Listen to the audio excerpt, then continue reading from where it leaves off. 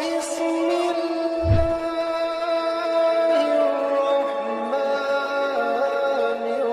الرحيم. اللہ نے تو خود قرآن میں سکھایا ہے کہ کیسے دعا مانگنی ہے.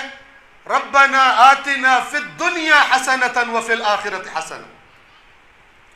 اے پروردگار ہمیں دنیا میں بھی بھلائیاں عطا فرما، آخرت میں بھی بھلائیاں. وقنا عذاب النار، پوری مکمل شکل. یعنی دنیا میں کوئی ایسی چیز نہ دینا جو ہمارے لیے حسنہ نہ ہو.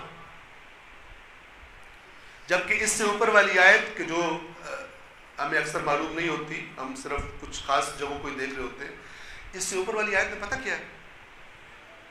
یہ شروع یہاں سے ہوتی ہے.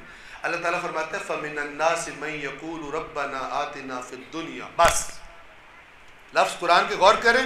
لوگوں میں سے کچھ ایسے جو اللہ سے کہتے مانگتے اللہ سے ہی ہیں، ربنا اے ہمارے رب، آتنا ہمیں عطا فرما، فی الدنیا دنیا میں ہی، حسنہ بھی نہیں کہتے.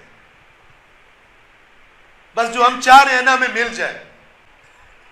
اور پھر اللہ آیت کو کمپلیٹ کرتا ہے کیا فرما کر؟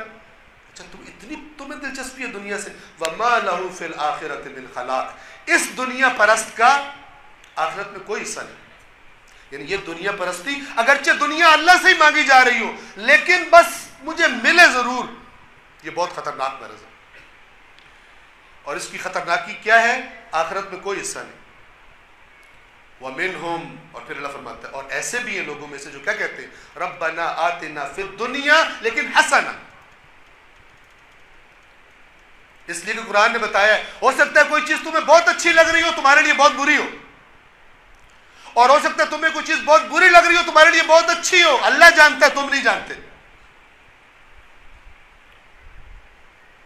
کسی نے ایک دن مجھ سے کہا مولانا انٹرویو کے لیے جا رہا ہوں، دعا فرمائیے. میں نے ان کو دیکھا غور سے، شک پڑا مجھے. تو میں نے کہا یا اللہ اگر جہاں یہ انٹرویو کے لیے جا رہے ہیں اگر ان کی آخرت کے دنیا آخرت دونوں کے لیے اچھا ہے تو ان کو کامیاب فرما. کہتا مولانا یہ دعا مانگنے کی کیا ضرورت تھی، آخرت کو چھوڑے نا، آپ کہیں بس میں کامیاب ہو جاؤں.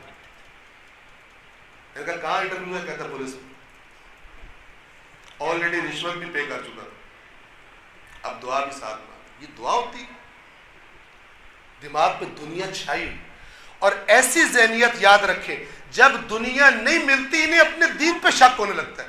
میں ایک بندے سے میری ملاقات ہوئی، کہتا میں نے 40 دن پتہ نہیں توسل کیا امام سے اور میری خواہش پوری نہیں ہوئی، مجھے امام پہ شک ہو گیا. دنیا پرستی، دنیا پہ اس قدر فوکس اتنا زہر قاتل. کون نہیں گئے امام حسین کے ساتھ؟ دنیا والے.